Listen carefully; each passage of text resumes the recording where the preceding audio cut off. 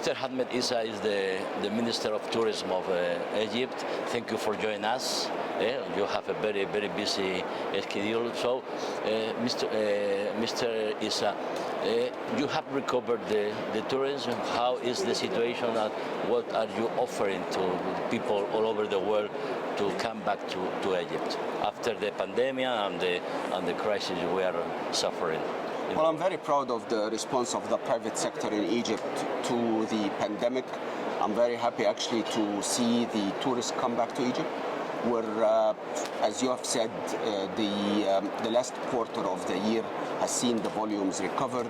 And it's mostly because of focusing on new source markets, but they are also old at the same time. I'm very happy to see actually that 1 in 2 tourists in Egypt are now back in Egypt focused on the cultural tourism. People want to visit Luxor and Aswan again. They want to visit the pyramids and Sphinx, of course. But then they also want to enjoy one of the highest number of sunny days in the world, and at the same across, of course, the Red Sea.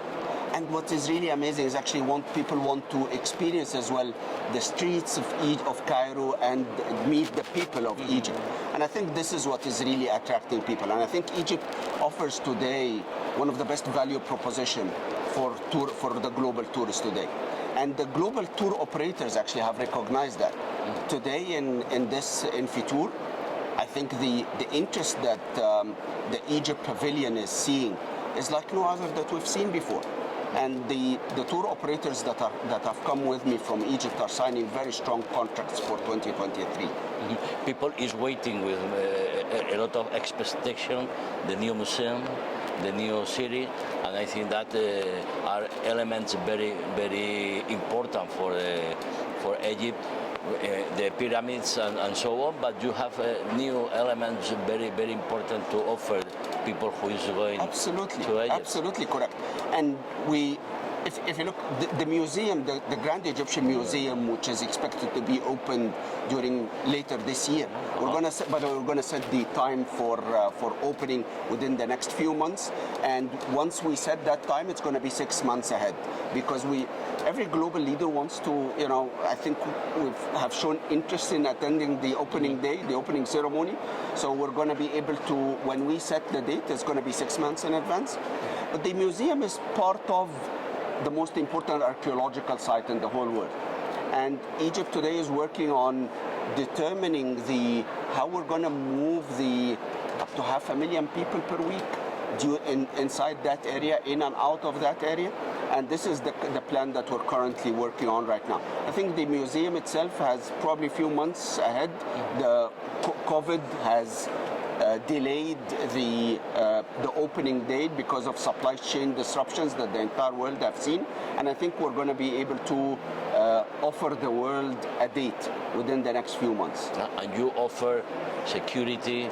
People can travel to Egypt in a very good atmosphere, and we have too the gastronomy of Egypt that it's very, very good for a tourist. Absolutely. Security, gastronomy, tradition, modernity. That's a great remark from you. It's the thing that people keep saying about why they love coming to Egypt. They feel safe and secure on the streets. And as you said, gastronomy is seafood in Egypt. Come on, it's a great place. One of the best places to have seafood around the world. And if you go to the Red Sea, you can devise a very, very nice opportunity to enjoy the waters in absolutely. The Red so that Sea. Gives me a chance actually to tell you that Egypt is focusing on 5 key behavioral segments that we think we can offer the best value proposition in the whole world to. So families. Adventures that includes scuba diving, safari, and so forth. The beach relaxers who just want to spend the day on the beach, and then the fourth is actually extremely important: the cultural tourist. The people who want to visit Luxor and Aswan and the pyramids, as I said. And then a fifth segment of the people who are actually seeking to have multiple experiences. And this is what is really unique about Egypt. It's not about one single experience. People can come and have a week in the Red Sea, but then fly for a day to visit pyramids and Sphinx, or do 2-3 days Luxor and Aswan Nile cruise. So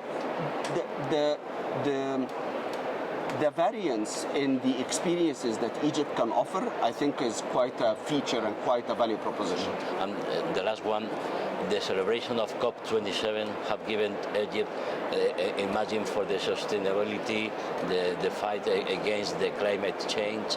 You have shown a compromise with the planet too. Well, I'm very proud of the success of COP27 and the ability of Egypt. Egypt has shown the world that it can organize such a big event. There were more than 40,000 people attending. More than 100 world leaders have descended on Sharm el-Sheikh actually during these 2 weeks. Sharm el-Sheikh is paradise. Absolutely, absolutely. So Egypt has shown the world that it is a major player in the MICE segment. And we haven't been getting yet what we think what is a fair share for Egypt. Mm-hmm. The last one, you asked for the support from Spanish people, inviting to go to visit Egypt and enjoy all your country. Oh, absolutely. I would love to see more Spaniards actually visit Egypt. Last year, less than 200,000, about 200,000 Spanish people actually visited my country. Mm-hmm. And I would love to see triple that amount this year. It's, I'm coming here with 40 tour operators from Egypt that are welcoming the Spanish people, that would love to serve the Spanish people in my country. And I would love actually to be able to see people come and be happy in my country. Minister, thank you very much for joining us. It's always a pleasure to have all the best for you and for Egypt. Well, I'm in love with Spain. Spain is a role model for the world, for the global tourism industry, and we're definitely learning from the huge success that Spain has seen over the past, decades. And I hope to see my country one day in the Spanish space, or ability to offer the same quality of the industry as the Spaniards do. Inshallah. Inshallah. Thank you very much. Thank you very much.